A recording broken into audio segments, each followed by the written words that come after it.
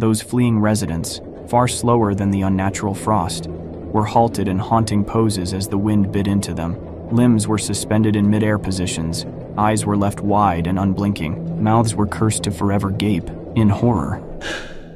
Please don't mind me, I'm just here to tell stories. Just press the like button, and let's begin. When the edged wind came to our village, it seemed like a typical Alaskan gust, one fitting for late December. Then, as the tall tide of frost lashed against the shore of our home, the sagging branches of the yellow cedar trees stopped bouncing, and I abandoned the idea of the breeze being a breeze at all. Once others understood that, the time for running had passed. The unholy wind reached the village's main road, causing 2 moving cars to sharply and statically stop. The vehicles were frozen in place, much like the people within those metal graves. Onlookers, enjoying a brisk afternoon in the park, began to scream as loved ones succumbed to that supernatural end, imprisoned in a capsuled moment of time. Those first few victims were the lucky ones. They'd been oblivious to the fate which awaited them. True terror was endured by those who beheld the raw power of the wind, those unfortunate enough to see the end coming. Regardless, the remaining townsfolk, burdened with the awareness of impending doom, futilely attempted to escape the approaching breeze. Those fleeing residents, far slower than the unnatural frost, were halted in haunting poses as the wind bit into them. Limbs were suspended in mid-air positions, eyes were left wide and unblinking, mouths were cursed to forever gape in horror. "Run!" Dad screamed, sprinting towards us from a nearby park bench. My brother, my childhood friend, and I were sitting in a sandbox. Already engrossed in a fantasy world, I wondered whether my imagination had conjured the wind. I thought my mind had transcended to a higher plane. It was my way of processing the trauma. However, I accepted the reality of the situation when my father shoehorned the 3 of us into his Volkswagen Golf. The icy jaws of the wind were nearly nipping at the rear of the vehicle as Dad twisted the key in the ignition, but the beat-up car rapidly lurched forwards. My father wrenched us away from the frost, seconds before it consumed us. "Daddy, where are we going?" I tearfully asked. "I don't know, Jillian," he weakly moaned, maneuvering around fleeing cars and pedestrians. "Are we picking up Mummy?" Alan asked. Dad ignored my brother's question. I was only 8 years old at the time, but I knew that my mother wasn't coming. I understood the significance of the tears in my father's eyes. For 26 years, I successfully managed to suppress that memory. Did such a good job, in fact, that I almost believed it had all been a dream. I started to believe that we had simply moved away from our hometown, and Mum had simply chosen to stay. Dad never convinced me otherwise. He never talked about what happened. Neither did my brother. As for Leon, he moved to an orphanage in Anchorage. We wrote to each other for a couple of years, but his replies became less and less frequent. Eventually, he stopped responding entirely. I used to wonder why my father didn't adopt my childhood friend, but I suppose that would have forced him to accept what happened, and like me, he had no intention of doing that. I thought we would run back to England, having failed to achieve the American dream, but Dad kept us in Alaska. I assumed that he'd been driven by stubbornness, or guilt perhaps. We'd already fled our home. Perhaps fleeing across the pond would have been a step too far. Perhaps it would have felt like truly abandoning our mother. Whatever his reason for staying, Dad didn't tell anyone the truth. He never went to the police. He never returned to look for Mum. "Don't look back, kids," I remember him whispering as we fled the frost. I followed that advice for the next couple of decades, only recalling the event for the briefest moments from time to time. When Dad bought the first computer for our family in 2000, I Googled the name of our old town. I typed the word before realizing I was even doing so. I was still young, of course, but I knew that nothing about our speedy departure had been normal. I wanted answers. I'd expected to discover that my village had become a ghost town. That would have made sense. Alaska's unforgiving climate breeds desolate places, born to be abandoned. However, the search results revealed nothing, so I told myself I'd imagined the village. I told myself we'd always lived in Anchorage. As the years passed, I became comfortable with the notion that none of it had ever been real. Not even my mother. and that was why I did not expect to see a certain person again. "Happy birthday, Jill." My jaw dropped when Leon Taylor appeared on my doorstep. It might seem strange that I would recognize a man who was a child when I last saw him, but Leon always had distinctive features. I immediately identified the mole on his neck, just below his facial scruff, and those sorrowful eyes, shadowed by his unmistakable overgrown brows. "Leon," I gasped, "what are you doing here?" The man smiled weakly. "Sorry, Jill. I should have done this the millennial way, reconnected through Facebook." "No, I just never thought I'd see you again. Do you want to come inside?" I asked, motioning at the hallway. Leon nodded, so I made a couple of coffees whilst my old friend seated himself in the living room. A boy who I'd almost forgotten, almost entirely erased from existence, just like our old town. But I'd always known, just beneath the surface of my shallow memories, that it had all been real. The truth of my childhood was always within reach. As I brought the drinks into the lounge, hands trembling, I tried to dispel the thoughts flooding my mind, thoughts of that awful day. "How's your dad? How's Alan?" Leon asked, taking the cup of coffee. I sighed. Dad's been unwell for a few years. He hasn't been taking care of himself, and he's getting old. As for Alan, well, Alan's the way he's always been, uptight and distant, but when was the last time you spoke to him? Leon sharply interjected. The question caught me off guard. Huh? Your brother. When was the last time you spoke to him? Leon asked. My face drained. He knows, I thought. How on earth does he know? 3 years ago, I answered. My old friend nodded. Did you fall out? I scoffed. That's an understatement. You remember what he was like when we were kids, don't you? Leon shrugged. He was 2 years older than us. We must have infuriated him. I nodded. Sure, but I grew up and he never did. We had a big argument and we haven't spoken since. Interesting, he responded. I raised an eyebrow. You're a man of few words these days, Leon. The man cleared his throat. Your brother messaged me a week ago. My other eyebrow raised. What? It was a very strange message. Did you reply? I asked. I thought you would have preferred to ignore it. He lowered his head in shame. I'm sorry, Jillian. I replied to some of your letters. Then you forgot about me, I said. It's embarrassing that I didn't get the hint. It wasn't embarrassing, Leon sheepishly muttered. I read all of them, every last letter. Oh, well, that's great, I laughed. Nice to know that you cared. Jillian, Leon paused, lifting his head. I was scared. Scared of what? I asked. Remembering that day, he replied.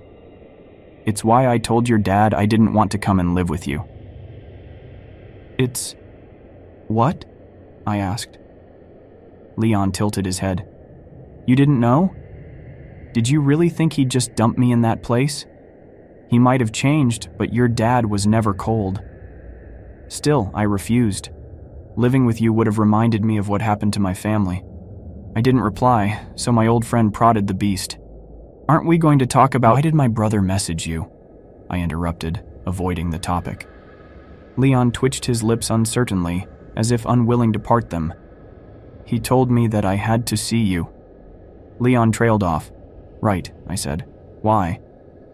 Your brother said something insane, Jillian, he said. He claimed that Arnold Walker visited him in Fairbanks.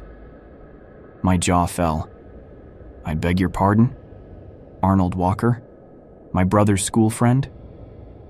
Leon nodded. He escaped? I didn't know others got out, I whispered. My old friend's face was growing paler. No, Your brother said something that seemed impossible. He said that Arnold did not arrive on his doorstep as a 36-year-old man, but a 10-year-old child. My stomach dropped. The natural response would have been to discredit such an outlandish story, refuting it with a rational explanation. But Leon's revelation served to do only one thing. It confirmed what I'd always known. A 10-year-old boy made it all the way from our hometown to Fairbanks? I asked meekly. Leon frowned. That's it? You're not going to question it? I did. I messaged Alan repeatedly, but he never replied. Not a nice feeling, is it? I asked, sighing. How did you want me to react, Leon? You were itching to talk about that day. Well, I'm not skirting around the subject now. Let's talk about it, okay? I know all of that horror really happened. I just never wanted anyone to confirm it. Me neither, Leon said. I was trying to avoid your family for the rest of my life. Your brother ruined that. Yeah, he tends to ruin things, I replied. So that's it? Alan wanted you to tell me about Arnold Walker? Leon shivered. There's more, but... Look, I know I should have messaged you about all of this first, but I thought about the way Alan avoided my questions. I didn't want you to do the same. I assumed if I were to show up in person, then... I wouldn't be able to run away, I finished. I understand, Leon. I just hate that my brother is still too childish to talk to me. Funny. He called you childish too. Listening to you two bicker is nostalgic. Leon smiled, before quickly adopting a solemn expression. I'm trying to change the subject, but I need to rip off the Band-Aid. Alan said that Arnold took him to a car on the front lawn. There was a man in the driver's seat, barely clinging to life, with a face mangled beyond recognition. Your brother said the man's skin had been peeled from his face, and he was still somehow alive. I shuddered, vomit climbing my throat. Arnold told your brother that the man was Mr. Johnson, Leon whispered. The farmer? The one who ran the local grocery store? I asked, shivering. My friend nodded. Yeah, Alan said he'd aged a little. Well, his hair was grayer than he remembered. The pair must have been on the road for hours, and your brother didn't know how they knew where to find him. He had so many questions for them, but Mr. Johnson died before the ambulance arrived, and whilst Alan talked to the paramedics, Arnold ran away. He's missing. Shit, I whispered. I'll call my brother. You might struggle, Leon said. Alan ended the message by saying that he was going back home. I gawped. No, he wouldn't be that stupid. Maybe not. You should try to contact him, Leon said.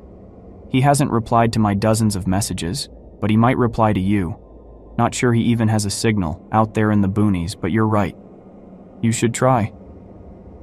I spent an hour trying to contact my brother in various ways, but he did not respond. Alan had vanished, and I knew, like it or not, that I had to return to our village too. I should have told Dad, would have told him, had he not been one bad day away from a heart attack. In spite of the man he'd become, I loved him. I didn't want to remind him of the place we'd fled. One person should be spared the horror of remembering, I thought. Leon and I, two strangers who'd spent formative years together, piled into my Kia, and we drove from Anchorage to a place that I'd long hoped had never really existed. I was going to be horribly disappointed. On a nondescript road that burrowed into the Alaskan wilderness, my throat started to twist and constrict. The outer edge of my vision shrank, and my head pulsated with a slowing rhythm as the world slipped away from me.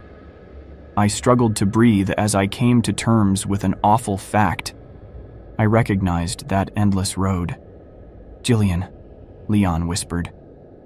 Don't, I begged. I didn't want to hear it. I wasn't ready.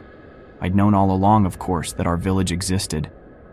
Even when extensive research had revealed nothing about the town. When I thought of the way the breeze consumed the town, erasing its residents, it made sense that it would erase the very place itself.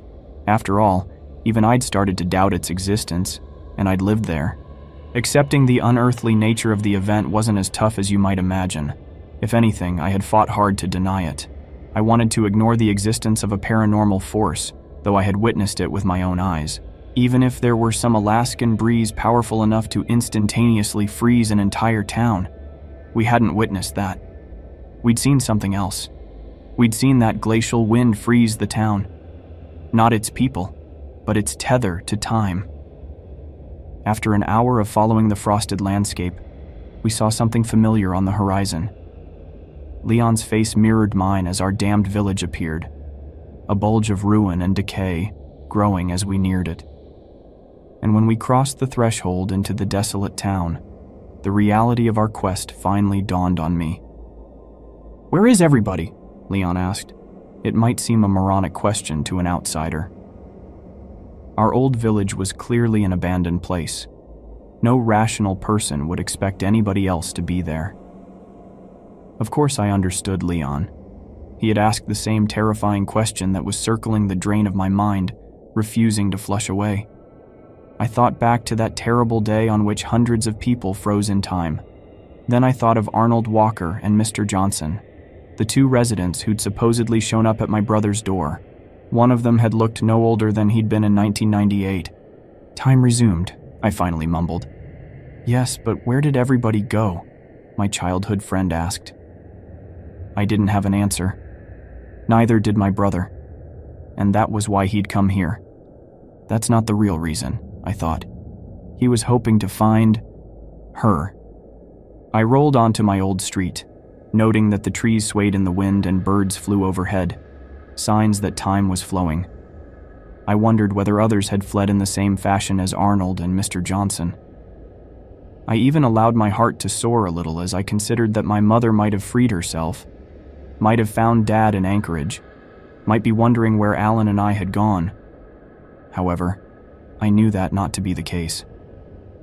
Mum had not arrived at my door, and there had been no national news coverage about people emerging from a town that didn't exist. There had only been an old, half-butchered man and a quiet boy. Both were gone. And I had questions about the nature of their escape from our hometown, given my brother's ominous message to Leon. Something was still dreadfully wrong with our village. 26 years had not changed that. The people of the village had not disappeared into the sunset. Whatever had happened to them, I knew it wasn't good. Possibly worse than what happened to Arnold Walker and Mr. Johnson. I pulled onto the driveway of my childhood home, gently trundling over cracked asphalt. Weeds squirmed through the wounds of the suburb as nature sought to erase my childhood from existence. There was no need for that, of course. The wind of 1998 and whatever secrets it held had already done a fine job of wiping my hometown from reality. "Do you think he's come here?" Leon asked as I turned off the engine. "Yes. We both know who he wanted to find," I said. My childhood friend nodded, and we both somberly climbed out of the vehicle. The village was colder than I remembered. For a mid-afternoon day in late May, it was unseasonably chilly. Alaska, for the most part, is not the Arctic hellscape that many people imagine. Not in all parts of the state anyhow, and certainly not in late spring. The air also felt stale. It carried the stench of evil, and it seemed to be tinged with frost, as if that demonic breeze were still lingering in the air, nearly 3 decades later. I knocked on the rotten front door, surprised that it did not break with a slight rap of my hand. "Alan!" I yelled. "It's Jillian." My brother did not respond, but I wasn't concerned. If he had been there and Mum hadn't, then he wouldn't have wanted to stay. I wanted to use that as an excuse to turn around and leave. I already assumed that my mother wouldn't be there, but another part of me knew that my assumption was more of a wish. In a similar way, I had been secretly glad to find nobody in the town. There was only one person I hoped to find in my old village, and that was Alan. I was terrified by the prospect of finding anything else. "Jill," Leon started softly. "Come on, we have to do it." "Do we?" I asked. "This was a mistake. We should turn around. I agree," Leon sharply interjected, "but we have to find your brother, and when we do, we'll convince him to come back with us. We'll convince him to leave this place behind too." "Why did you come to see me, Leon?" I asked. "You could have ignored my brother's message. You could have pretended none of this had ever happened. That's what you did when you started ignoring my letters, isn't it?" "I deeply regretted that for years, Jill," he said softly. "You were my best friend. You were more than that. We were just kids, but I loved you. I've not made another connection like ours, not even in my adult life. I know, I replied. I loved you too, Leon. That's why it hurt when you let our bond peter out. If you'd cut me off from the start, I would have understood, but it just felt like you'd stopped caring. Never. I just lost the strength to bear that trauma, he explained. Every letter was a reminder, and that's why I came to your door. That's why I didn't ignore what your brother said. I didn't want something to happen to him. You lost your mother. I didn't want you to lose him too. We all lost things, I sniffled. You lost more than me. I just don't understand why you'd come back. Why my brother would come back. I don't even understand why I've come back. We never really left this place, did we? Leon asked. Not in our minds. Even though it doesn't exist in the eyes of the outside world, it never left us. Never let go. Arnold Walker and Mr. Johnson lured Alan back, and he lured us back. That's an unsettling way of looking at it, I timidly replied. It's the only way I've been able to look at it, he said. Whatever claimed this place, it remembered us, and it made sure we remembered it. Not that it would be easy to forget. For years I thought I'd lost my mind, but after talking to you and Alan, I'm not so sure. I find it hard to believe that we'd have experienced a shared delusion.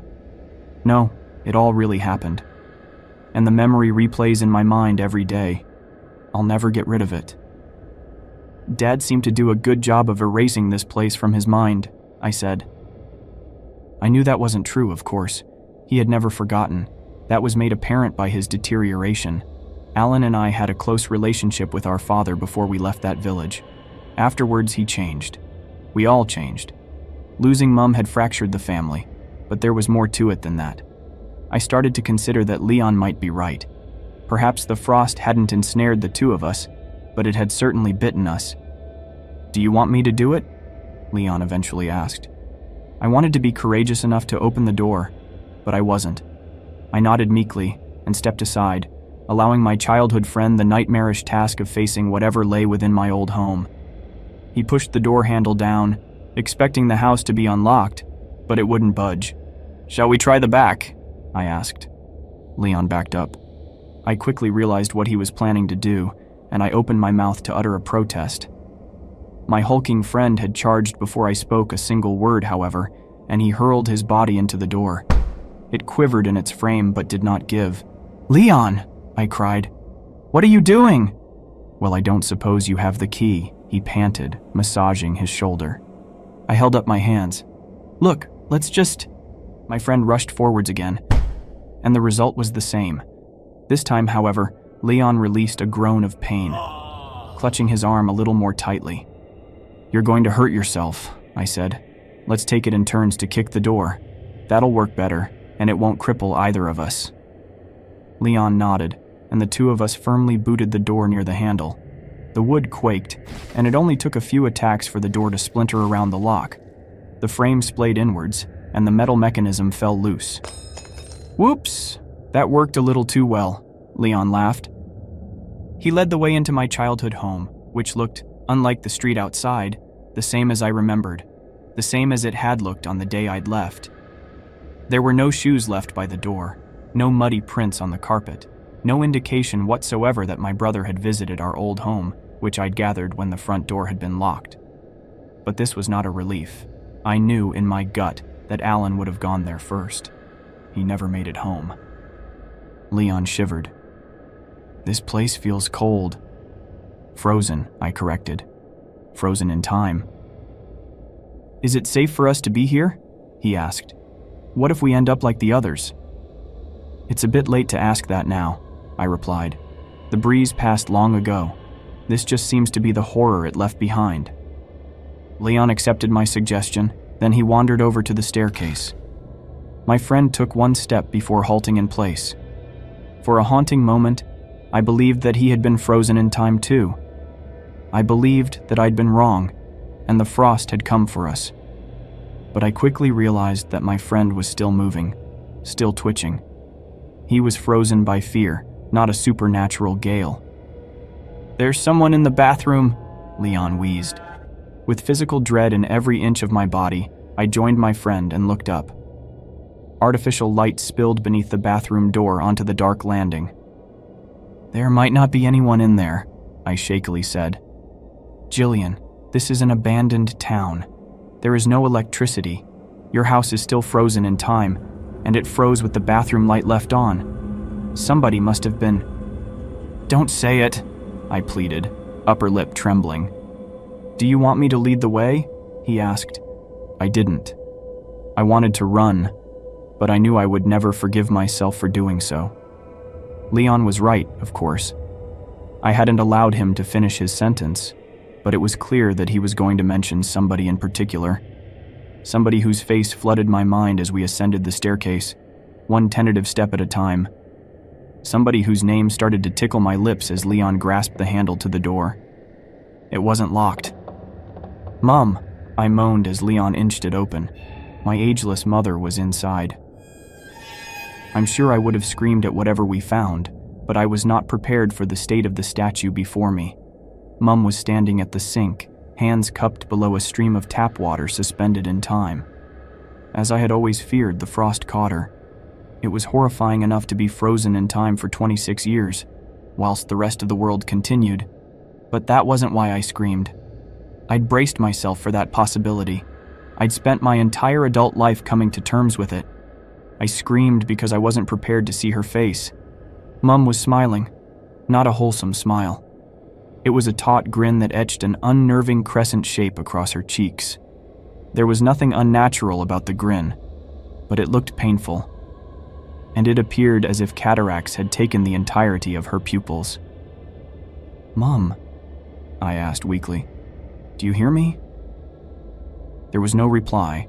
I peered around the side of her face, and I immediately regretted it. Though she was frozen in time, she did not look unaware. I felt her sightless eyes boring into my face, and I quickly jumped backwards. "Let's go and find your brother," Leon fearfully said. As I nodded, backing towards the doorway, I locked my gaze onto my mother's profile. My heart pounded as I started to close the bathroom door. I was trying to ignore the idea that had wormed into my mind. The possibility that behind the glassy cataract, a pupil might still exist, lying dormant, watching me from a face that no longer seemed to belong to my mother. After I shut the door, Leon and I took a few moments to control our breathing. With a slight tremble, my friend finally walked over to the light switch and raised a hand, but I caught his wrist. "What are you doing?" He frowned. "Leave the light on," I whispered. I don't like the idea of leaving her in the dark." My friend's expression softened, and he nodded, seeming to understand my explanation, seeming to empathize. But I was lying. I wasn't worried about leaving my mother in the dark. I was worried about the thing behind that smiling face. "Alan didn't come here," I said. "Did he really come back?" "You read the message, Jillian," Leon replied. "I know, but, I sighed. "I know." "He might not have come to the house," my friend suggested. "This is the first place he would have visited," I said. "If Mum weren't here, he wouldn't have returned." "Well, let's look around," Leon urged. "You never know. We might find something else. Something to help your mother, perhaps." "You saw her face," I whispered. "She looked far past help." "Don't say that, Jillian!" Leon shouted, eyes watering. "You idiot," I thought. I was so self-centered, so focused on finding my brother and my mother. I hadn't thought about Leon's parents, his brother Carl, people we'd left behind when my father saved us. I remembered Leon sobbing as he begged my father to turn around. "I'm sorry," I said. "We need to find your family too." Leon viciously shook his head. "Only if we find an answer, Jill. Only if we find a way to save them." My friend entered my childhood bedroom, and I followed him. I imagine that visiting one's childhood home is a strange experience for anyone, but strangeness morphs into horror when that home is trapped in a moment of time. I felt physically unwell when I saw the glass of water on the bedside table, fresh as it had been on the day that my dad took us to the park. Life had continued for me, but the town was still trapped in that dreadful, inexplicable day. "Jillian," Leon said calmly. "There are people outside." He was standing in front of my bedroom window, and when I joined him, eyeing the road below, I saw them, a man and a woman who seemed to be in their mid-40s. The man wore ill-fitting clothes, a checkered shirt 2 sizes too small, and a pair of torn jeans. The woman, on the other hand, wore a pristine, shapely dress with a floral pattern. She looked oddly familiar, though her eyes were jittery and unfocused. It was the man who'd locked his eyes onto our house. "I vaguely recognize her," Leon said. I nodded. "Yeah, I don't know her name, but I remember her. She looks a tad older, perhaps. I don't know the man, though." "You stay here," Leon said, reaching inside his coat. "Don't come out." "What are you holding?" I frowned, noting his shiftiness. "Just..." Leon concealed his hand within the thick, wintry coat. "Are you going to stay in here?" My eyes grew as I spotted a glint of metal. "You don't..." "No, Leon. Please, don't tell me you have what I think you have." "We had no idea what we were going to find here," the man protested. I scoffed. "Leon Taylor? Carrying a gun? The boy who berated me for killing me a spider." Before he replied, there came the sound of the front door swinging open, and when we spun our heads back to the bedroom window, we saw that the man and woman were no longer on the street. I realized they were inside. "Hello?" called a man from downstairs. "We mean you no harm." "I have a weapon," Leon yelled, slipping the pistol out of a hidden holster. "Don't shoot! It's Bernie Bradley!" the man shouted weakly. My mouth gaped. Bernie Bradley was in my brother's school year. I remembered him, and as I recalled the face of the man I'd seen on the street, I didn't find it hard to believe it had been the face of that same boy, 26 years into the future. "What do you want?" I yelled. "To help you," he replied, "before they come." "Who?" Leon asked. "I'll tell you if you put that weapon away," Bernie said. "I don't trust you enough for that," my friend growled. "Are you Leon Taylor?" the man asked. "Why?" Leon responded. "Sydney Manley pushed you off the swing set, and you called her a fat cow," Bernie said. "She ran home in tears." It wasn't enough. In a place like that, which defied all laws of rationality, it wasn't enough for Bernie Bradley to know that. But Leon and I needed it to be enough because we were hopelessly alone, hopelessly afraid, and hopelessly desperate. My friend reholstered his weapon, and we walked onto the landing. Bernie and the woman were midway up the stairs. The man's hands were raised, but the woman barely seemed aware of where they were, barely seemed aware of herself. "Leon Taylor and Jillian Maynard. Is that right?" Bernie asked. "How did you recognize us?" I asked. "You were the only ones who escaped," he replied. "The Maynards and Leon Taylor." "The only ones?" Leon asked incredulously. Bernie nodded. "Others tried, but the frost got them." "So why aren't you—" I started, unable to finish. "Mind if we sit down before I answer that?" he asked. I looked at Leon, and my friend begrudgingly nodded. We all headed to the living room and sat down. Once we did, Bernie Bradley told us an incredible story, and the woman beside him simply rocked on the sofa, face painted with a disturbing smile. Bernie had been a 10-year-old boy, sitting at his bedroom desk when the chill swept through his room. He told us that he remembered nothing but a black void. He might have been there for an eternity, or it might have been less than a moment. When he woke from that dark slumber, still a 10-year-old boy sitting in the desk chair, Bernie looked out of the bedroom window. He was overcome by the horrible feeling that time had been lost, but he didn't know how much. And when he saw residents frozen in the street, he realized that something awful had happened. Bernie found his own paused parents in the kitchen, and they were completely unresponsive to his pleas. The lonely, frightened boy ran through the town, calling for help. Nobody answered. After a long day of searching, he returned to his house in tears. For a week, Bernie lived on cans of food from the cupboards. and then he heard shouting from the street. "Hello? Is anybody there?" a man called. Bernie ran outside to find Mr. Johnson. The farmer had just woken from a darkness to find the town full of statues. Bernie told Mr. Johnson that he'd been alone for a week, but he had no idea how long he'd been frozen before that. The boy wanted to leave, but the farmer said they had to save as many people as possible. They had a duty to do so. After all, neither the farmer nor the boy knew what might happen to them if they were to run. The frost might return. Anyway, Mr. Johnson took Bernie under his wing. The crops in his field, thankfully, had unfrozen, as had his entire farmhouse. Mr. Johnson fed Bernie, and the two of them survived. A week later, they found Elizabeth Coulter, the local head teacher, wandering through the town. Over the course of the following year, a dozen more unfrozen souls were saved and brought back to Mr. Johnson's farm. But things changed as time passed. The newer thawed souls were unhinged. The longer a person had been trapped in that black stasis, the less human they became. They were still intelligible, but they spoke only of the voice in the void, a voice that they missed in the land of the living. They were irritable, but Mr. Johnson cared for them all the same. Eventually, they fled.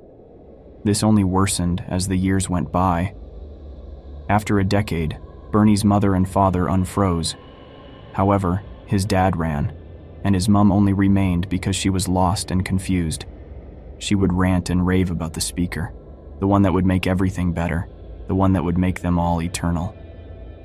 It was during the year of 2018 that things crossed a terrifying line. Mr. Johnson had decided that newcomers were not welcome. It was a decision of necessity, not cruelty. The recently unfrozen folk had become more than unintelligible. They had become dangerous. "Hark! The speaker calls!" Walter Frankton screamed. The middle-aged man, who had once been a police officer, was standing outside Mr. Johnson's farmhouse. When the community of sane people emerged, they screeched at the sight of Walter, holding a charred body above his head. Nobody identified the burnt corpse, but Mr. Johnson wasted no time in drawing his rifle and giving Mr. Frankton 10 seconds to flee. Bernie explained that Walter laughed demonically before disappearing into the night. Over the coming years, bodies were found in the street. Followers of the speaker would relentlessly pursue Mr. Johnson's community, so the sane folk kept distant from the people of the speaker. Few of Mr. Johnson's followers understood why they stayed, yet nobody felt able to leave. Something was keeping them there. A couple of weeks before Leon and I arrived, however, Bernie said that Mr. Johnson finally announced his plan to leave. There were murmurs of uncertainty. Everybody wanted to escape, of course, but fear had always stopped them. Still, they trusted Mr. Johnson. If anybody had the power to safely lead them away from the place controlling their minds, it had to be the brave farmer. Packing and preparations began.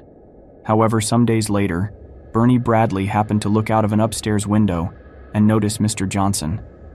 The old man was wandering aimlessly onto the driveway, stumbling like a drunken man towards his vehicle. Bernie said there was a small child standing beside the car. The young boy led Mr. Johnson to the driver's door with a smile, and the two of them fled. Things disintegrated after that. When a Molotov cocktail found its way through a window, the community dispersed. The sane folk fled in different directions, and Bernie was left alone with his mother. "We've been running for days," Bernie explained. "I keep finding the bodies of people from my community, charred corpses in the street. I tried to leave this town, but it wouldn't let me. The farther I drove, the sharper the pang in my heart. I knew I'd die if I were to keep going." "How did you find us?" Leon asked. "I heard you," Bernie replied. "Hard to miss the sound of an engine in a dead place like this. I had a hunch that it might be you." "You must have heard my brother then?" I asked hopefully. Bernie frowned. "Alan's here? That might explain the raucous a few days ago. I don't know what I heard. Noise. Lots of it. You won't find him, Jill. You have to run whilst it still lets you. The frost might be gone, but something lingers." "The speaker?" Leon asked. Bernie nodded. "I was fortunate enough to never hear it, or never remember hearing it. I don't know what it said to them. My mother won't tell me.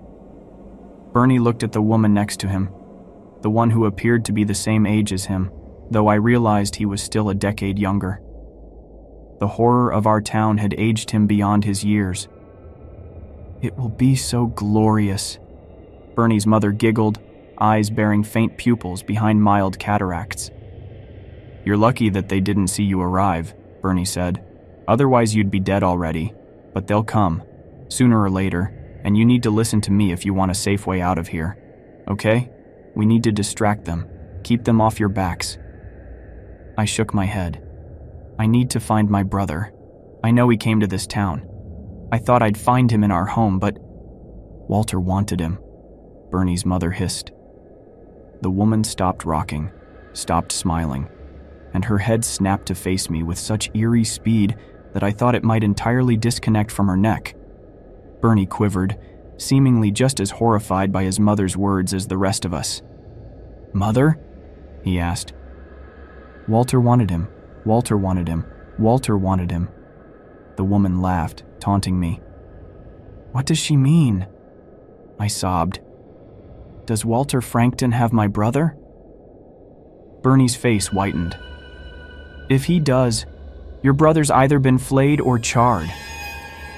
"Christ, Bernie," Leon replied. I sniffled. "I won't leave until I know." "He's already dead," Bernie bluntly said. "We don't know that," I cried. I thought the others were sitting in stunned silence because I'd spoken so assertively. However, as I calmed my breathing and the throbbing sensation in my ears quietened, I heard it too, the sound of laughing voices. Bernie's mother strained to smile broadly. She looked as pained as my mother, but grateful for the privilege of the discomfort. "You don't want to see this. We'll head through the back. Do not look at the street," Bernie hoarsely pleaded as I rose, but I was already running to the door. I flung it open and started to run down the path, with Leon and Bernie in tow. Then, my eyes met the mob, spilling beyond the end of the street. The crowd easily numbered 100 people, and each face wore a terrible smile. Eyes glassy, yet all-seeing. There was a man shuffling from the crowd towards me, like a terrified toddler taking its first steps. I tried to blot his face from my mind. I didn't want to see it, though it was too late for that. I'd seen everything the moment I faced the crowd. Eventually, I fell to my knees and howled as I embraced the truth. The shuffling man, who had been flayed alive, was my brother. Alan reached towards me with an outstretched hand, weakly shouting something, before toppling forwards. He was reduced to a motionless heap on the road. "Jill!" Leon cried again, rushing to me. "We have to go!" I continued to wail as the gleeful crowd surged forwards. I resisted Leon, but he easily hauled my limp body to the car and bundled me into the back. "He needs help," I blubbered. "He's gone, Jill," Leon whispered. "What about your family?" I asked. "They're all gone." He sniffled, stepping on the accelerator. Staring through the rear-view window, I watched the crowd approach my old home. Bernie stood on the front porch, and his mother had her hands on his shoulders. The man did not run. As we pulled off the driveway, it almost seemed as if he too finally had a smile on his face. The mob swarmed Bernie, and I heard a brief cry of agony. It may have been ecstatic or fearful. It may have been both. After we crossed the border, no chill pierced us. We were free to leave. But I know Leon and I belong to that town. I have always suspected that the wind grazed its teeth against my skin when I was a child. It grazed all of us. For even now, I still feel that link. That urge to return to the salivating mob with a smile on my face. When I returned home to find that my father was missing, I knew he felt it too.